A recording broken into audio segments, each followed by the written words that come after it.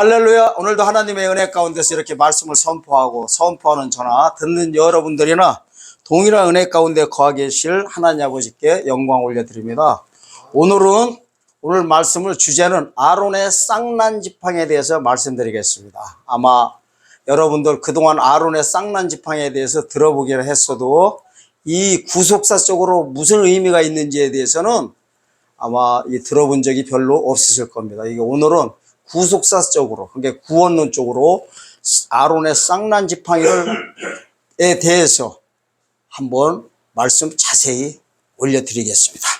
오늘 은혜 받으실 하나님의 말씀은 민수기 17장 1절에서 11절입니다. 민수기 17장 1절에서 11절 아론의 쌍난 지팡이에 대해서 읽겠습니다.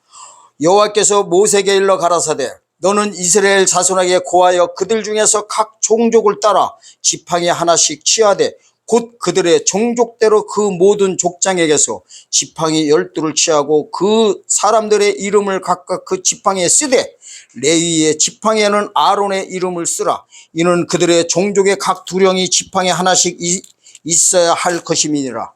그 지팡이를 희막 안에서 내가 너희와 만나는 곳인 증거궤 앞에 두라. 내가 택한 자의 지팡이에는 싹이 나리니 이것으로 이스라엘 자손이 너희를 대하여 원망하는 말을 내 앞에서 그치게 하리라. 모세가 이스라엘 자손에게 고하매 그 족장들이 각기 종족대로 지팡이 하나씩 그에게 주었으되 그 지팡이 합이 12이라. 그 중에 아론의 지팡이가 있었더라. 모세가 그 지팡이를 증거의 장막 앞 여호와 앞에 두었더라. 이튿날 모세가 증거의 장막에 들어가 본즉 내 집을 위하여 낸 아론의 지팡이에 움이 돋고 순이 나고 꽃이 피어서 살구 열매가 열렸더라. 모세가 그 지팡이 전부를 여호와 앞에서 이스라엘 모든 자손에게로 취하여 내매 그들이 보고 각각 자기 지팡이를 취하였더라. 여호와께서 또 모세에게 이르시되 아론의 지팡이는 증거궤 앞으로 도로 가져다가 거기 간직하여 패악한 자에게 대한 표징이 되게 하여 그들로 내게 대한 원망을 그치고 죽지 않게 할지니라. 여호와 곧 그같이 하되 여호와께서 자기의 명하신 대로 하였더라. 아멘.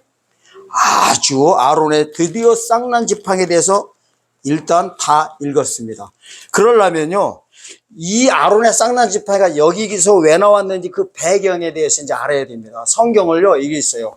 고기만 그냥 싹 잘라가지고 이렇게 알게 되면요 이단 짓거리 할 수가 있어요. 이단의 특징이 뭔지 아세요? 이단의 특징들이 자기의 필요한 말씀만 자기 입맛대로만 그 구절을 딱 따가지고요 그냥 교단 교리를 만들어 버립니다. 이게 이단도 그렇지만은 교회에서도 심각한 일입니다. 이단 얘기도 아니에요. 사실은 우리 교회 얘기하려고 하는 거예요. 남 얘기 사실 뭐라 합니까? 이단들은요 이삭들이 아니에요. 품종으로 말하면 가라지들이에요. 근데 그분들 얘기하려고 하는 게 아니라 이게 앞뒤 문맥을 봐야 된다는 걸 좀 집중적으로 말씀드리려고 그래요.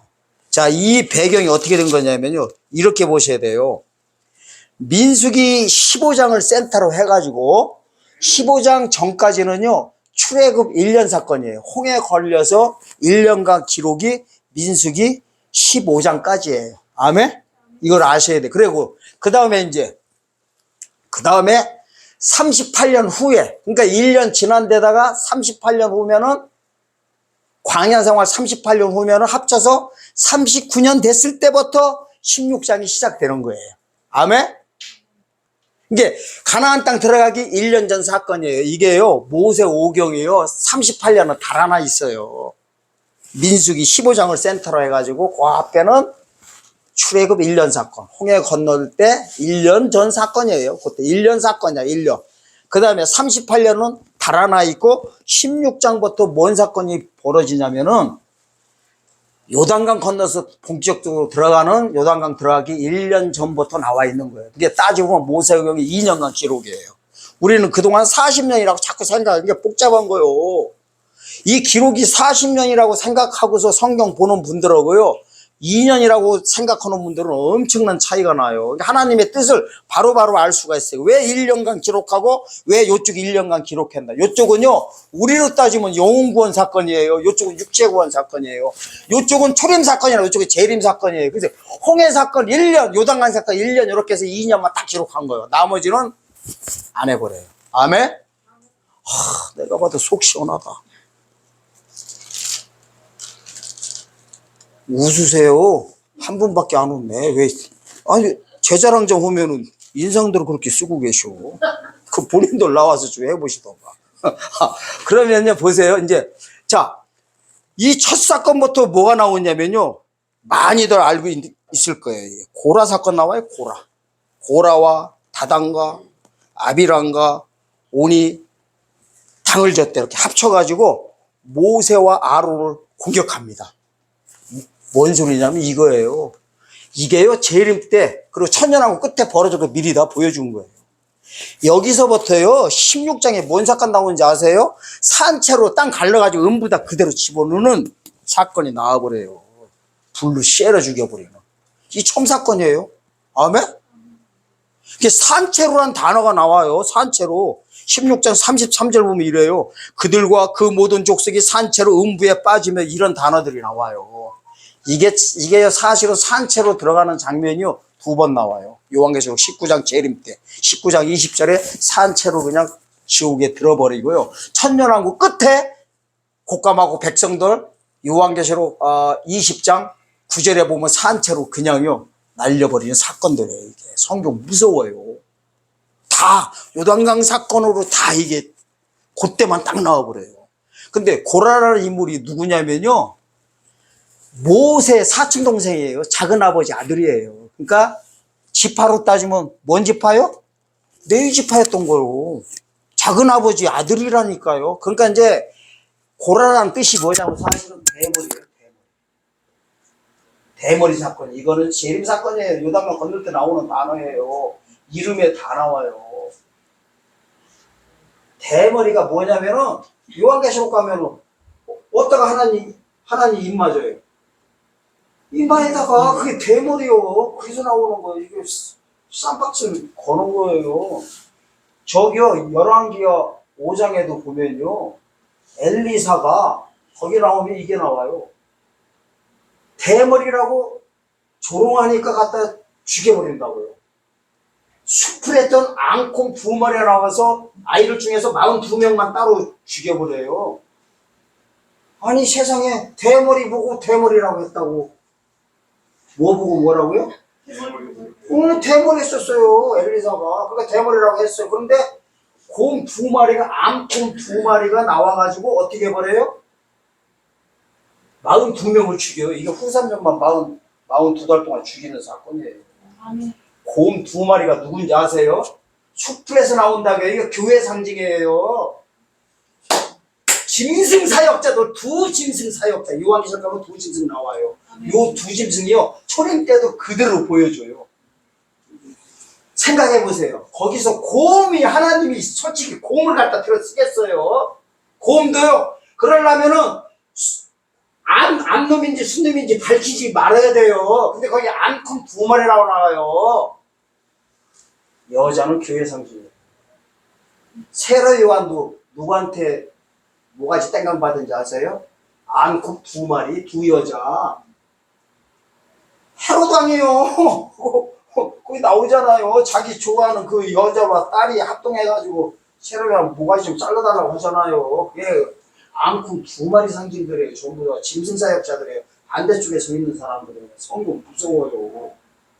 이게 42달. 그것도 아이들 중에서 42명만 딱 죽여버려요. 이게 이 대머리라는 사실이 뭘 가리키냐면은 다 재림 때 포커스 맞춰 있어요. 여기에다 전부 다 하나님 입 맞고 안 맞고는 사건들이에요. 아멘? 자, 요까지만 하고 이제 이렇게 이런 거예요. 그리고 난 다음에 이제 어쨌든 덤벼들었어요. 이게 뭐냐면 고라가 뭐 했냐면 이거예요. 나도 내 지파인데 왜 니네들끼리 다 해쳐먹었냐 이렇게 따지거든 거예요. 쉽게 말하면 그거예요. 덤벼든 거예요. 덤벼드니까 갈라가지고 하나님이 다 산채로 그냥 음부에다 보내버렸어요. 그랬더니 그랬더니 이제 나머지 안 죽은 사람들이 모세하고 아론한테 대드는 거예요. 막 그냥 죽이려고 해버려요. 그러니까 도망까지 쳐버려요. 16장 41절과 43절 쭉 보면 그렇게 나와요. 그러고 나서 죽이려고 하니까 이제 하나님이 이러는 거예요. 12지파 그러면은 지팡이 하나씩 다 가지고 와라. 언약궤 앞에다 갖다 놔라. 여기서 내가 그 원망하는 거와 너희들 죽이려고 하는 사건을 다 안 오게 하겠다 하면서 이 사건이 지금 일어났던 거예요. 아멘? 아멘? 배경 설명 다 했어요. 자, 그러면 이제 일단 여기서 이제 우리가 해결받을 게 있어요. 도대체 살구나무가 뭔 뜻이냐 이거예요. 그죠? 아니, 다른 것도 많을 거 아니에요. 뭐 복숭아 나무도 있고 아카시아 나무도 있고 뭐 소나무도 있을 텐데 왜 살구나무냐 이거예요. 이 살구나무가요. 이 보면은 그때 당시에 보면은 그 지역에 여기 모여있던 이 근동 지역에 최고 첫 번째로 열매를 맺는 나무였었어요. 아멘? 첫 열매를 가리키는 겁니다. 아멘? 그러니까 살구나무는 그 당시에 그쪽 나무들 중에서 첫 열매를 맺어가지고 꽃을 내는 나무였었어요. 그리고 이 살구나무에 대해서는 예레미야서 1장 11절과 12절에 보면 이제 나옵니다. 그걸 한번 예레미야서 가보겠습니다. 성경 보면요 재밌어요. 우리가 몰라서 그렇지 숨겨져 있어요. 뭐가? 비밀들이. 자, 예레미야서 보세요. 이럽니다. 11절과 12절. 여호와의 말씀이 또 내게 임하니라. 이르시되 예레미야야 네가 무엇을 보느냐. 대답하기를 내가 살구나무 가지를 보나이다. 여호와께서 내게 이르시되 네가 잘 보았도다. 이는 내가 내 말을 지켜 그대로 이루려 함이니라. 살구나무가 목적이 뭐예요? 하나님이 말씀하신 것 그대로 성취하게 한다는 거예요. 이렇게 나오잖아요. 내가 내 말을 지켜. 어떻게? 내가 내 말을 지켜 그대로 이루려 함이라. 약속이에요. 약속. 말씀이 이루어질 것을 약속한 게 살구나무. 아멘. 자, 그런데 이제 또 살펴볼 것이 있습니다. 그런데 왜요? 증거궤 앞에다 놔라 이랬어요. 증거궤가 뭐냐면 언약궤예요. 언약궤. 법궤예요. 법궤. 법궤를요 똑같은 말로 법궤를 증거궤라고도 하고 또 증거판이라고도 나와요. 성경에. 증거판, 증거궤, 또 오늘 여기 본문에는 증거궤로 나오고 증거궤, 지금 법궤예요. 법궤. 자, 그리고 이제 법궤 위에 있죠. 뚜껑. 뚜껑 보고는 뭐라고 하냐 그거 보고 속죄소라고 하는 거예요. 속죄소. 아멘? 뚜껑. 금으로 만들어요. 금으로 만들어가지고 이 뚜껑이 이렇게 판때기가 돼 있을 거 아니에요. 있는데 금으로 위에 뚜껑을 만드는데 요 양쪽 끝에는 천사들을 그려놓은 그룹이 있어요. 다 금으로 만들어놔. 여기는. 그러니까 이거는 뭘 가리키냐면요. 속죄소. 다른 말로는 성경에 뭐 시온자라고도 나와요. 시온좌. 하나님이 앉아있는 좌석입니다. 아멘? 시온자나 속죄소나 똑같은 게 언약궤 위를 덮는 덮개 요거를 머릿속에다 좀 인식하셔야 돼요. 왜냐면 하나님이 이래요. 거기다가요. 대제사장이 법궤 안에서 제사드렸다고 속죄소 동편 쪽에 피 한 방울 뿌려놓고 나머지는 앞에다가요 7방울 뿌려요. 이거 엄청난 비밀들이 있어요. 그래서 여기가 뭐라고 하냐면 하나님이 너와 내가 만나는 장소다 이래버려요. 아멘? 이거 엄청나버려요. 재림 때 그대로 이루어져 버려요. 이 재림까지 그대로 연결시킬 거예요. 이게 지금 엄청난 사건이에요. 그러니까 이제 살구나무는 뭔 뜻이라고 했어요? 하나님의 약속하신 대로 그대로 지킨다는 거예요. 그리고 이 살구나무를 어디다 놓으라고 해요? 이래요. 처음에는 증거궤 앞에다 놓으라고 한 다음에요. 택해버려. 살구꽃이 이제 아론의 쌍난 지팡이를 싹이 나고 이제 꽃이 나게 한 다음에 오늘 본문 10절 보겠습니다. 오늘 본문 10절 다시 보세요. 자, 7절 8절 먼저 읽겠습니다. 모세가 그 지팡이들을 증거의 장막한 여호와 앞에 두었더라. 그러니까 자 보세요. 증거 장막한 그러니까 증거 장막이 뭐예요? 법궤 있는데요. 여호와 앞에 두었대요. 그러니까 여호와 하나님과 이 법궤 있는 데를 똑같이 보고 있는 거예요. 이걸 아셔야 돼요. 하나님 상징이에요. 우리는 법궤 따로 보고 하나님 따로 본다고. 큰일 나버립니다. 법궤가 뭐예요? 하나님 자체. 아멘? 그렇게 나오잖아요. 7절에서 모세가 그 지팡이들을 증거의 장막아 여호와 앞에 두었더라. 여호와 앞이래요. 우리 자꾸 하늘에 계신 하나님만 자꾸만 생각한다니까요. 히브리서요 8장 같은 데 보면 그래요. 법궤 이것도 하늘의 모형이라고 이래 그래요. 그러니까 하나님 임재 상징이에요. 거기가. 거기서 자 8절 보세요. 이튿날 모세가 증거 장막에 들어가 본즉 내의 집을 위하여 낸 아론의 지팡이에 움이 돋고 1번 움이 돋았대. 2번 순이 나고 3번 꽃이 피어 4번 살구 열매가 열렸더라. 그러니까 이렇게 순서가 돼야 됩니다. 움이 돋고 순이 나고 꽃이 피고 열매 맺는 거. 우리 신앙생활 하는데 이렇게요. 차례대로 가야 됩니다. 아멘. 본인이 몇 단계인지는 잘 생각해 보시면 돼요. 열매를 맺혔는지 아니면 이제 움이 돋고 있는지 요 움은요 죽어 천국 가는 사건들이 아닙니다. 예, 보여드려요. 그 다음에 이제 10절이 중요합니다. 10절이 이래요. 여호와께서 또 모세에게 이르시되 아론의 지팡이는 증거궤 앞으로 도로 가져다가 거기 간직하여 이제 법궤 앞에다 아예 간직하라고 해버려요. 패악한 자에 대한 표징이 되게 하고 그들로 내게 대한 원망을 그치고 죽지 않게 할지니라. 뭐 한다는 거예요? 그 앞에다 놓게 표정으로 놨대. 표적으로. 이유는 이게 핵심이에요.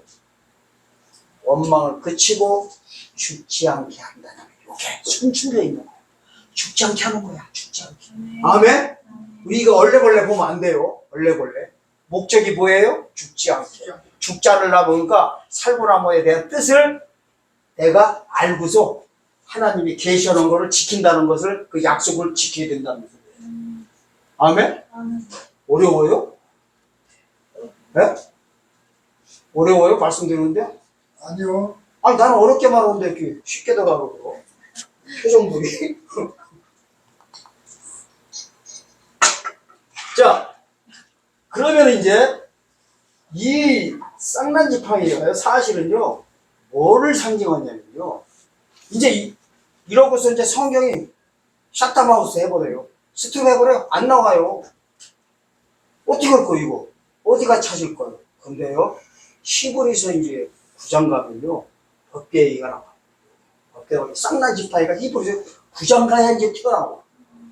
그걸 가야 이제 그 다음 얘기를 제가 할 수 있습니다. 왜냐면은요 거길 보고서 이제 말을 만들어내는 거예요. 성경대로 만들어내는 거예요. 제가 만들어내려고 그래요. 그렇다고 막 이단처럼 막 없는 말 만드는 게 아니라 풀어서 설명해 드리려고 그래요. 자, 히브리서 9장으로 이제 갑니다. 히브리서 9장 1절에서 5절까지. 히브리서 9장 1절에서 5절입니다. 첫 언약에는 섬기는 예법과 세상에 속한 선수가 있더라. 예배한 첫 장막이고 그 안에 등대와 상과 진설병이 있으니 이는 성소라 일컫고 또 둘째 휘장 뒤에 있는 장막을 지성소라 일컬었나니 금향로와 사면을 금으로 싼 언약궤가 있고 그 안에 만나를 담은 금항아리와 아론의 쌍난 지팡이와 언약의 비석들이 있고 그 위에 속죄소를 덮는 영광의 그룹들이 있으니 이것에 대해서는 이제 낱낱이 말할 수 없노라. 여기 보니 어떻게 되어요? 법궤를 보니까 법궤 안에 뭐가 있어요? 언약궤 안에 만나를 담은 금항아리가 있고, 아멘? 아멘. 아론의 쌍난 지팡이와 언약의 비석이면 십계명이에요. 십계명이 있었고 아론의 쌍난 지팡이가 있었다는 거예요. 만나와. 근데 사실은요 여호수아 5장 12절에서 13절 보면요 거기서 보면 이제 만나가 그쳤더라 하면서요 없어요. 그러면서 법궤가 다윗의 장막에서 솔로몬 성전에서 옮겨갈 때요 열어봐요. 뚜껑을 열어봤더니 두 돌파리에는 아무것도 없더라 이래버려요. 문자적으로 나와요. 아멘? 그걸 또 해석하실 줄 못하지요. 그걸 어떻게 해석해요? 이 재림사건 못 보면 전혀 봐도 몰라요. 왜 없는지. 솔로몬 성전은요 천년왕국 당시입니다. 가나안 땅 그래서 영원히 무너지지 않는 나라를 세운다고 하는데, 생각해 보세요. 안식 들어가는데 만나 필요 있어요? 가나안 땅 들어가면 만나 끝나요. 이제 양식도 필요 없는 거, 성경책도 필요 없어요. 뭐 안식 들어갔는데 이제 성경책 보고 있을 거예요. 하나님 만났는데. 아멘? 그리고 돌판이 뭔 필요 있어? 말씀이. 쌍난 지팡이도 이게 사실은 육체구원에 관한 믿음을 가르치거든요. 아니, 예수님 만나 육체가 다 구원 얻었는데 필요 있어요? 없어요? 두 돌판에는 없더라면 말씀은 영원히 계신 거 깨어보다 없어져 버립니다. 옮겨갈 때 뚜껑 여니까 없다고 해버려요. 장절은 아까워서 안 알려주고, 따로 우리 교인들만 알려주고, 성도들 동영상 보신 분들은 찾아요. 자, 그런 이제 의미가 있습니다. 이제 지금부터는 진짜 아까운 거를 이제 감추고 성도분들만 할 거예요. 진짜요. 진짜요. 차별화도 해야지. 안 되겠어요. 막 다 해줬더니 그냥 귀한 건지 몰라요. 그냥 보고서 그냥 저거야. 약간 좀 어렵게 해야 그냥 어렵게 사람들을 진짜 그래요. 제가 있잖아요. 사업을 할 때 진짜 그랬어요. 진짜. 예를 들어서 학원 같은 거를 하잖아요. 잘해주잖아요. 너무 잘해주면 큰일 납니다. 잘해주면 잘해준 거 모르고 나중에는요, 그게 잘해주면은 우습게 알고서 권리인 줄 알고서요, 나중에 그 규칙대로 하려고 막 덤벼듭니다. 규칙대로 딱딱딱. 약간 어렵게 대하는 것이 대우받는 거더라고요. 아멘? 이제 좀 대우 좀 받고 싶습니다. 아멘? 아니에요. 다 깨요.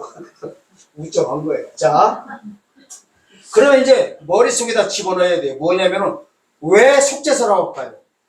왜? 속죄소에다가 피 뿌리는 거예요. 아멘? 속죄라는 건 뭐예요? 모든 죄를 다 없애줬다는 거예요. 그리고 뭐, 대속죄일 날 있죠? 대속죄일 날 제가 자꾸 주님 오신다고 해요? 안 해요? 7월 10일 날. 그러면 대속죄일에 대해서 생각해 보세요. 대속죄일 날 지성소에 누가 갔어요? 대제사장이 들어가서 제사 지내면서 모든 제사함이 다 이루어졌어요. 이 실제로 인류에 대한 모든 죄가 다 없어지는데요. 언제인지 아세요? 이 죄가?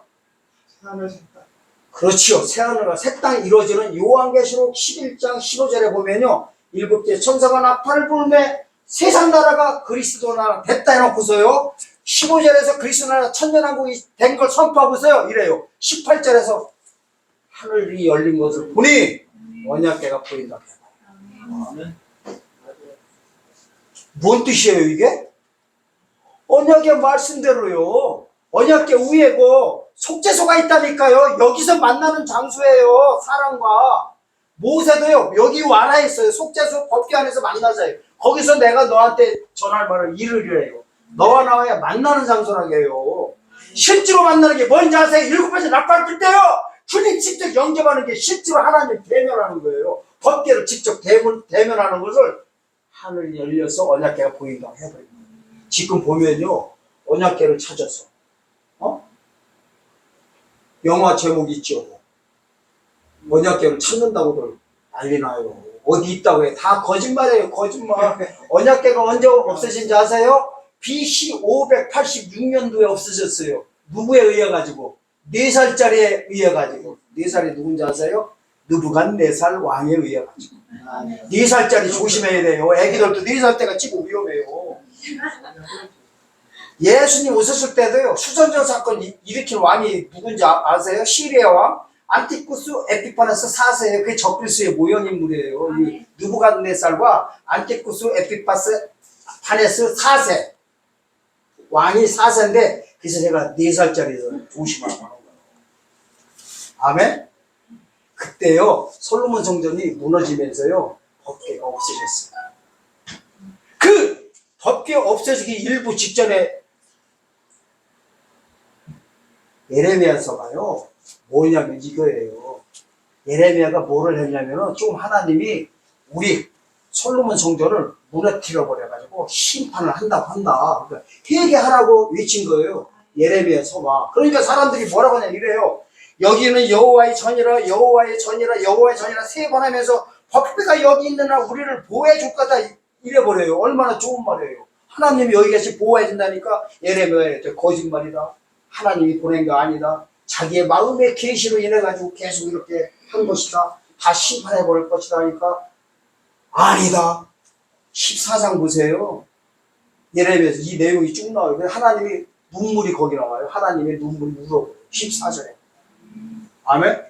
하나님의 눈물이요. 다 내 새끼 내가 죽이면서 울고 계시다니까요. 참 하나님도 신기하시구나. 죽이지를 말던가 울지를 말던가 해야지. 죽이면서 울어요. 내 눈물이 그치지 않냐를 해버려요. 근데 왜 이 말씀 드리냐면요. 법궤가 무너지고 다 없어지고 성전이 예루살렘 성전이 솔로몬 성전이 무너지는 걸 보고 기록한 게 예레미야서 애가서예요. 애자가 울면서 적었다는 소리예요. 아멘. 그런데 3장 12절에 보면 이래요. 예레미야서 3장 12절에 보면 이래요. 아직 법궤가 멀쩡히 있는데도 이래요. 좀 있으면 없어질 것인데 찾아도 없을 것이다. 아무리 찾아 없을 때 미리 예언해놔버려요. 가서 한번 봐야지 안 돼요. 서비스 차원입니다. 자, 예레미야서 이유가 있어서 제가 말씀드리는 거예요. 법궤와 예레미야서 3장 16절이에요. 12절이 아니라 16절이에요. 나 여호와가 말하노라 너희가 이 땅에서 번성하여 많아질 때는 사람이 여호와의 언약궤를 다시는 말하지 아니할 것이요 생각지 아니할 것이요 기억지 아니할 것이나 찾지 아니할 것이요 만들지 아니할 것이며 찾지도 말고 만들지도 말고 없다는 소리에 소서 없어져요. 아멘. 이 없어졌던 게 어디 나타났냐면요. 요한계시록 15장 18절에 7개 천사가 나팔 불 때 비로소 하늘에서 나타나버려요. 아멘.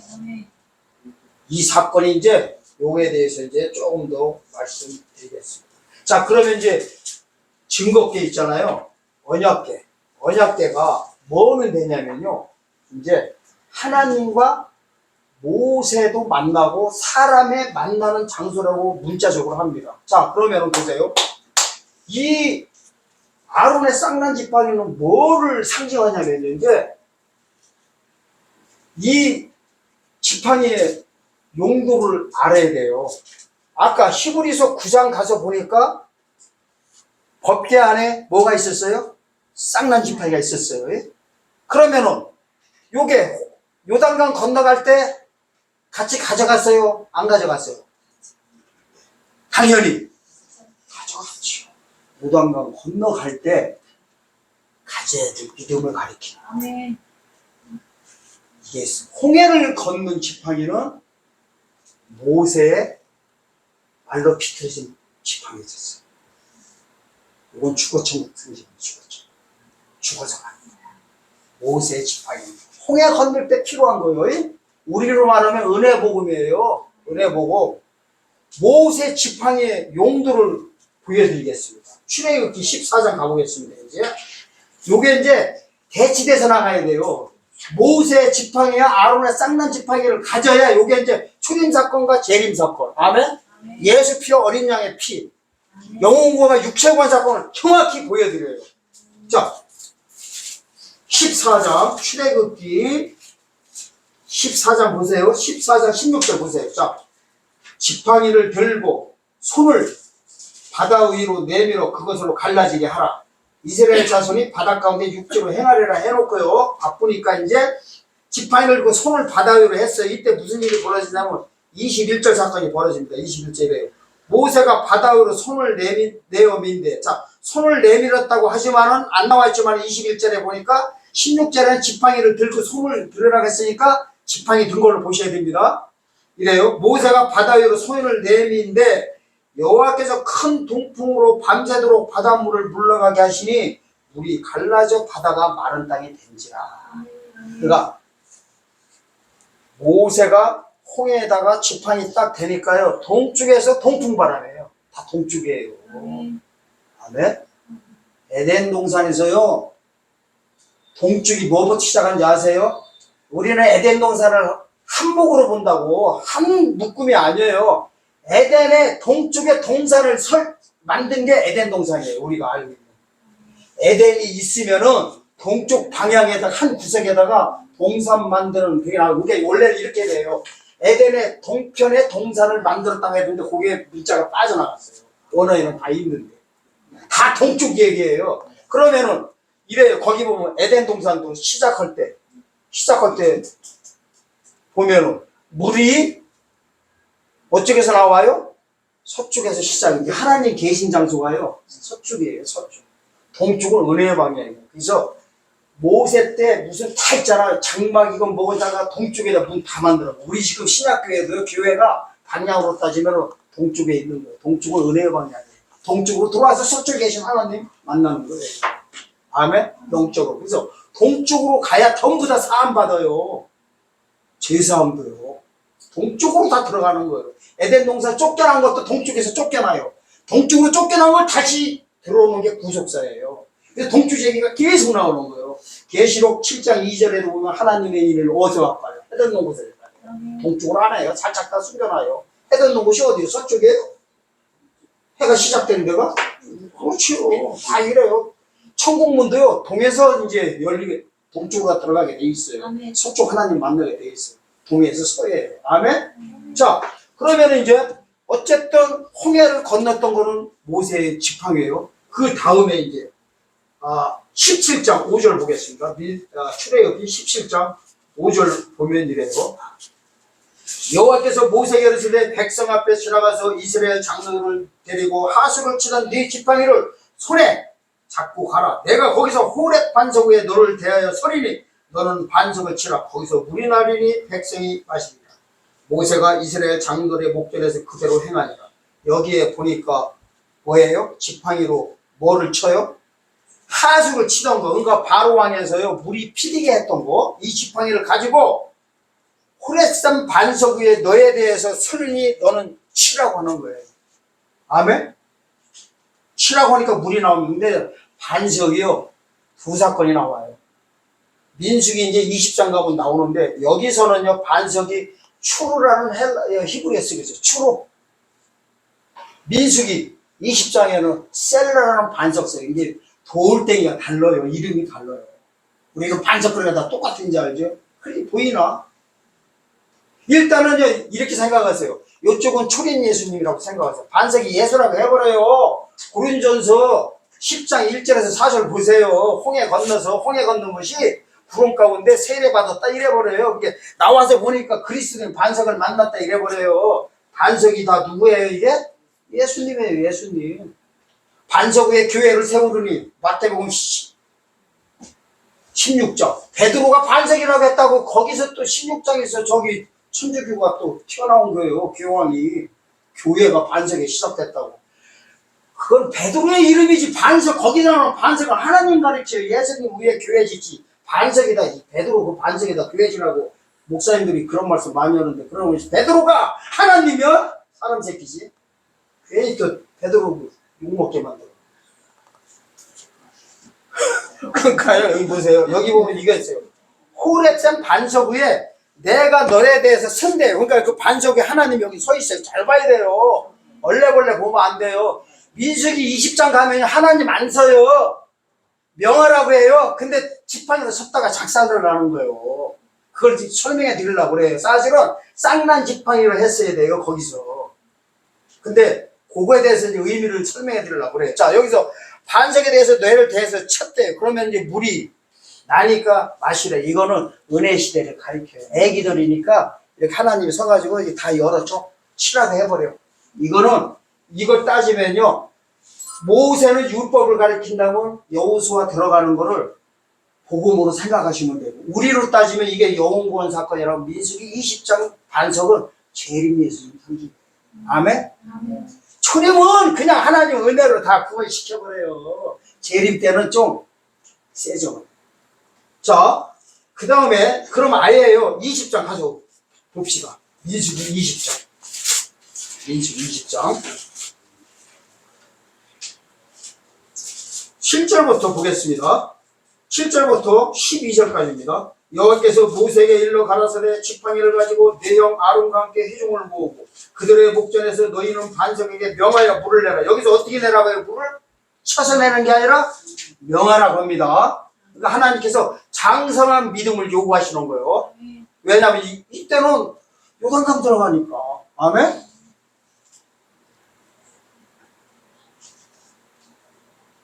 그 다음에 네가 그 반석으로 물을 내게 희중과 그 짐승에게 마실지어라. 모세가 그 명대로 여호와 앞에서 지팡이를 취하느라. 모세와 아론이 총이를 그 반석에 모으고 모세가 그들에게 이르되 패역한 너희들 들으라. 우리가 너희를 위하여 이 반석에서 물을 내려 하고 그 손을 들어 지팡이로 반석을 2번 치매 물이 많이 솟아나므로 희중과 그들의 짐승이 마시니라. 여호와께서 모세에게 아론에게 이르시되 너희가 나를 믿지 아니하고 이스라엘 자손의 목전에 나의 거룩함을 나타내지 아니함으로 너희는 이 총이를 내가 그들에게 준 땅으로 인도하여 드리지 못하리라 하시니라 해놓고서 이제 많은 목사님들이 여기 성경 보셔가지고 뭐라 합니까? 제가 왜 많은 목사님이라 해서 욕하려고 하는 게 절대 아니에요. 욕을 내가 왜 해요?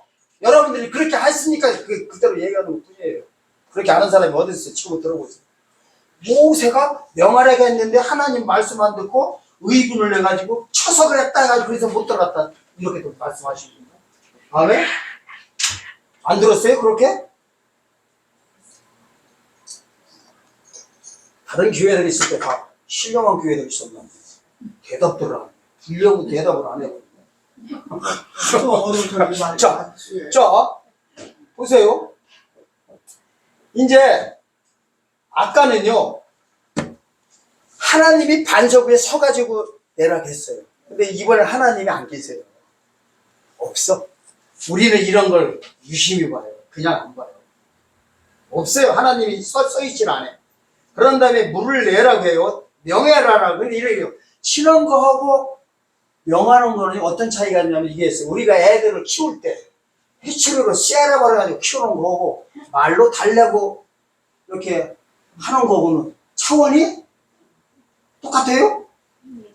유식한 사람이 쳐버리는 거예요. 유식한 사람들은 말로. 아멘? 쌈바칠들도요, 어떻게 보면은 유식한 자들이 치고받는 거예요. 우리나라도요, 7, 80년대 보면은 얼마나 쌈들 많이 했어요. 지금도 보면요, 이런 말씀 드리면 좀 뭐지만은, 가리봉동 저런 데 가면은, 가리봉동이나 대림동 가면은,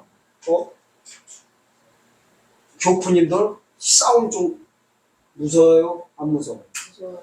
왜 그런지 아세요? 우리나라도요, 7, 80년대 그랬어요. 칼들도 벽 깨고 별짓도 다 했어요. 수준이 그만큼 얕았는데 지금 많이 올라와가지고 싸우는 사람 볼 수가 없어요. 그렇게 생각하시면 돼요. 그런데 여기서요, 모세가 2번 쳐서 그런 게 아니라요. 지팡이는 뭐 상징이에요? 율법 상징이라니까요. 이거는 치게 돼 있는 거예요. 그래서 다 치는 거예요.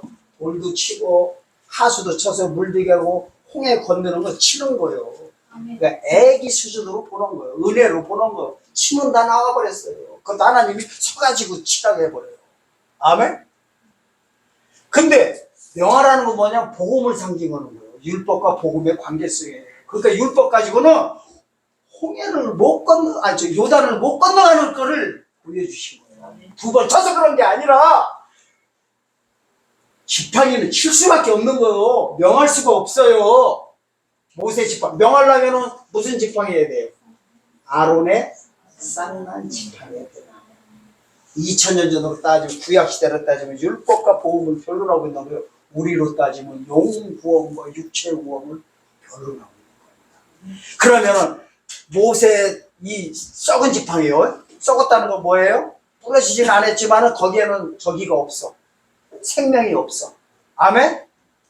살구나무는 살아있으니까 우미 나고 뭐 싹이 나고 열매 맺지요. 꽃이 피고. 이쪽은 그 모세 지팡이는 그냥요. 그냥 지팡이에요. 이거는 죽어 천국 가는 상징이에요. 죽어 천국. 아멘? 이쪽 쌍난 지팡이는 살아 천국. 재림 때 사건. 7번째 낙발 불 때 그 사건. 그러니까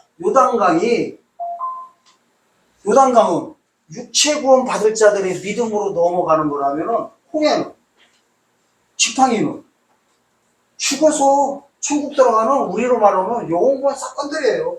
이렇게 지금 돼 있습니다. 아멘? 자, 그러면 이제 아론의 쌍난 지팡이와 모세의 지팡이에 대해서 이제 다 말씀드린 것 같아요. 근데 지금도 문제가 뭐냐면 모세의 지팡이들 가지고 어디를 지금 자꾸만 거들라고 하고 있어요? 요단강 그냥 거들라고 재림 예수님 그냥 만나 그래서 맨날 하는 소리요. 이대로 주님 만나려고 하면 작살난다고 하는 거예요. 성경에 다 이렇게 나왔어요. 수두룩해요. 처음부터 끝까지 전부 다 철인과 재림 다 변론하고 있어요. 우리가 얘기했어요. 십자가의 예수님이 추루 반석이라면은 재림 예수님은 셀라요. 이름이 달라요. 재림 예수님 피로 말하면은 요쪽 출애굽기 17장의 피는 예수 그리스도의 피로 구원받는 6월절 사건이라면은 요쪽의 피는 재림 때 이 반석 셀라의 피는 어린 양의 피로 육체 구원 받아 영생길로 들어가는 사건입니다. 그날이 뭔 날이에요? 절기가? 그래서 대속절이라고 하는 거예요. 속절이라 다 이루어지는 거예요. 다른 말로 초막절 사건이에요. 초막절. 그래서 마태복음 17장도 보면 이래요. 16장 끝에서 주님 오실 때 왕권 준다고 해요. 이 왕권 줄 자를 올 때 볼 자도 있다고 해놓고서 3명만 딱 딛고 가요. 변화산에 3명. 베드로와 야고보와 요한. 요한은요 두 증인 상징이고. 아멘? 형제. 요한계시록 해버리잖아. 반석은 누구 상징인지 아세요? 죽어서 주님 만날 순교자 상징이에요. 유교사들만 딱 데리고 가니까 변화산에서 뭐라 그래요? 저기가 베드로가 여기가 쫓사니 초막 셋을 짓고 그게 초막절 사건이에요. 천년왕국 사건이에요. 내 입이 저절로 벌어지더라 이래버려요. 나는 가만히 있는데 입이 벌어진다 하면서 그 말씀하고 있어요. 그러니까 초막절 사건이나 대속절 사건들 전부 다 절기상 같은 장면들입니다. 그러면 이제 요것만 하고 마치겠습니다. 뭐냐면요. 지팡이 있죠. 지팡이가 이랬어요. 그러면 모세의 지팡이는 필요 없느냐? 그건 아니에요. 모세의 지팡이도 필요해요. 모세의 쌍난 지팡이도 필요해요. 그걸 설명드리려고 해요. 자, 이랬어요.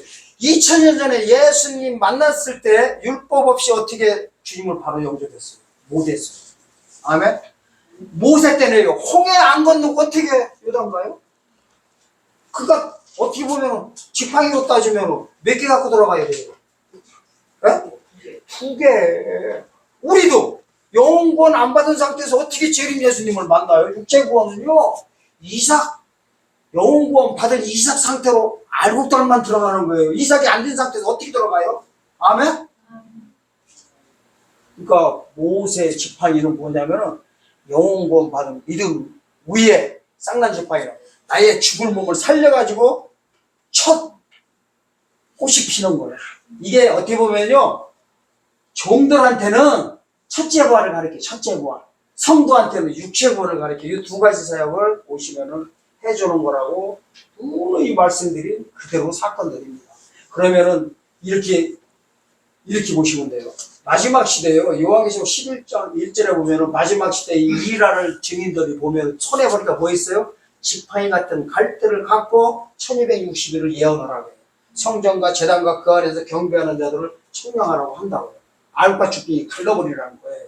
이 지팡이가 뭐 상징하냐면은 예수님 상직을 다 상징을 예수님은 아니지만 예수님처럼 그래서 우리가 왕 노릇하는 거예요. 주님 만나면 왕 노릇 왕이 아니 왕은 한 분이고 노릇하는 거예요.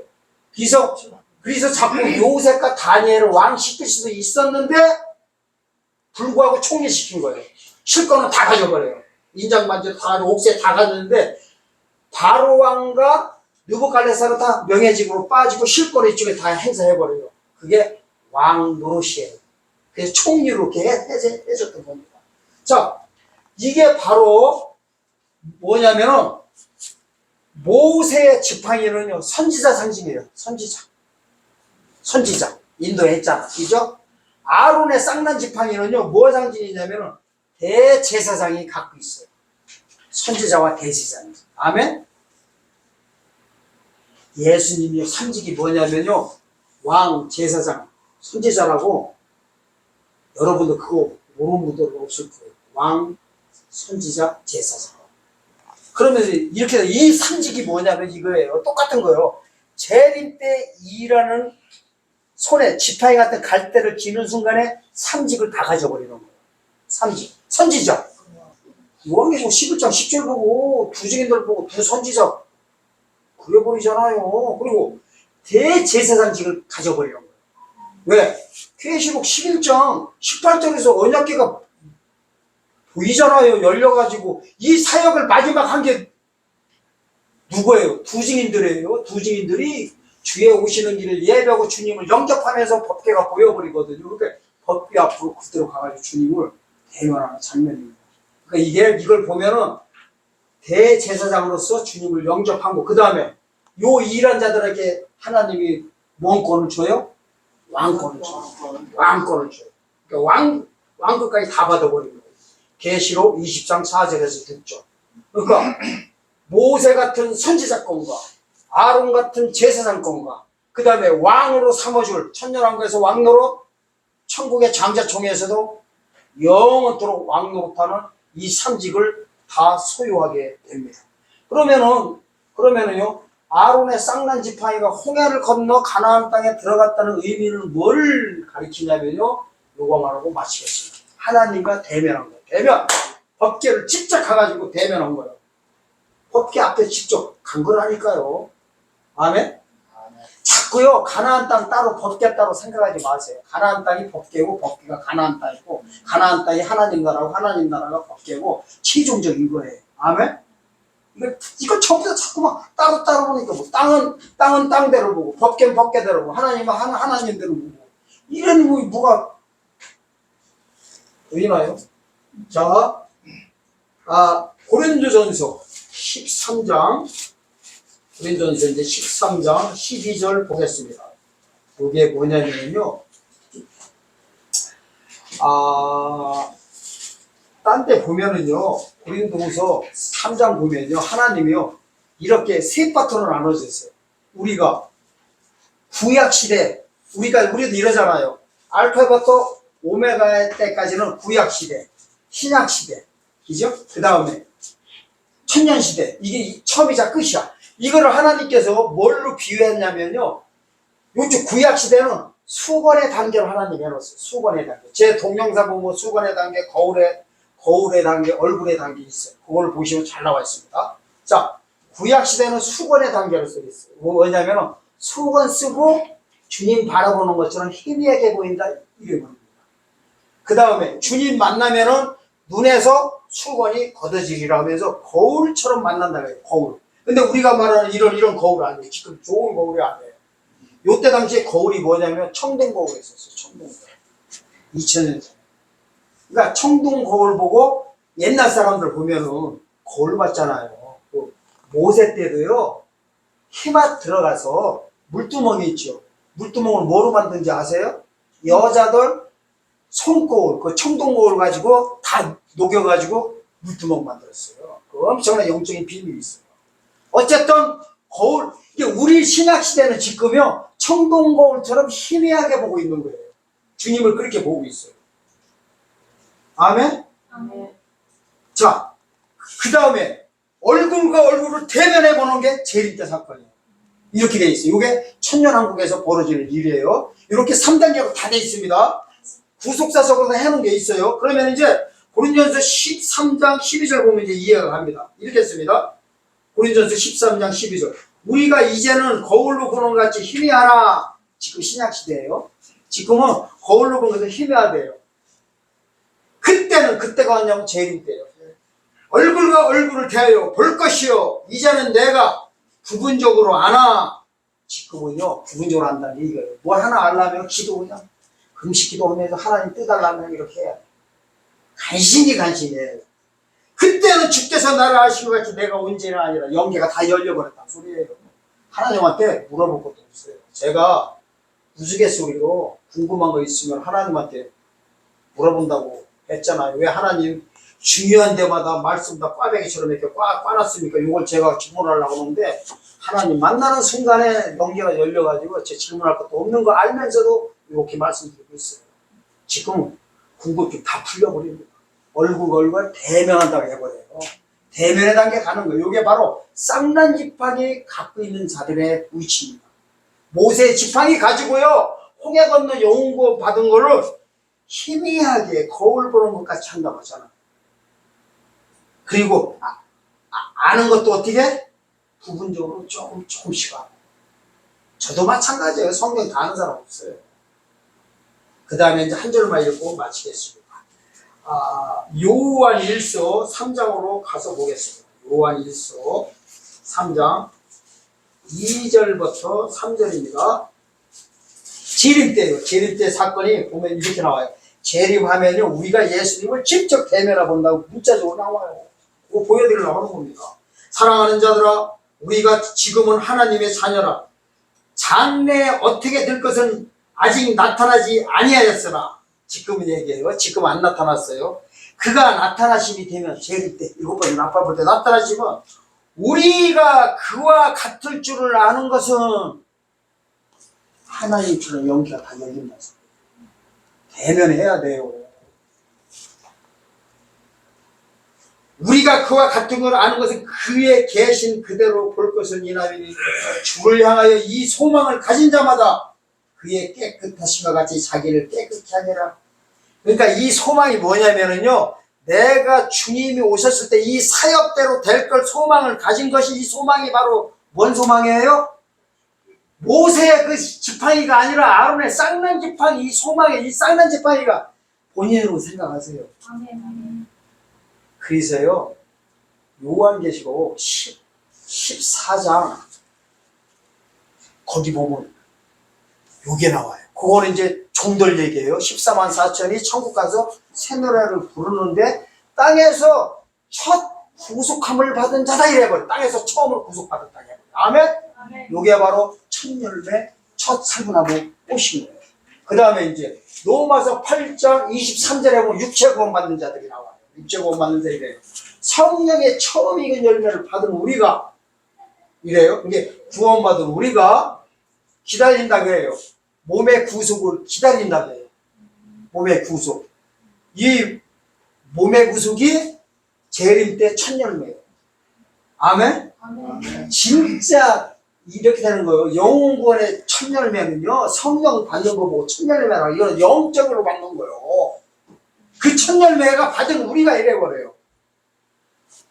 재림 때 썩어짐의 종로에서 해방되는 육체의 구원을 기다린다고 해요. 요게 또 구속으로 돌아가. 첫 구속으로 돌아가. 그래서 요게 주님 오실 때 재림 때 벌어지는 뭔 사건이에요?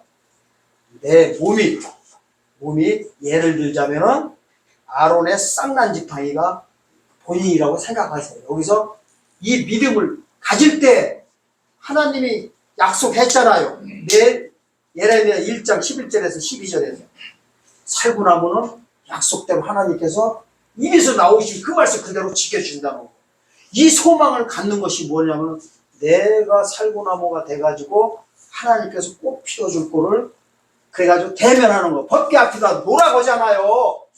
하나님과 대면하는 약속을 하나님께서 지켜주신다는 것이 바로 아론의 쌍난 지팡이 사건입니다. 아멘. 여러분들은 이미 모세의 지팡이를 갖고 있는 분들이에요. 아멘. 여기에다가 더해가지고 이거는 죽어서 천국 가는 지팡이입니다. 홍해 걷는 거예요. 재림 때는 이 지팡이와 아론의 쌍난 지팡이, 나의 죽을 몸을 살려주는 이 구원의 믿음을 가질 때 하나님께서 다 약속대로 해준다는 것이 나의 몸을 첫 구속받아가지고 이 소식을 전하는 자들에게는 왕권을 주는 것이고, 또 이 소식을 듣고 아멘으로 화답해서 하나님의 약속을 믿고 있는 자들에게는 살구나무 꽃처럼 육체 구원 받는 사건을 꼭 믿으시고 이 두 가지 소망을 꼭 갖는 여러분들 되시기를 예수님의 이름으로 축원드립니다.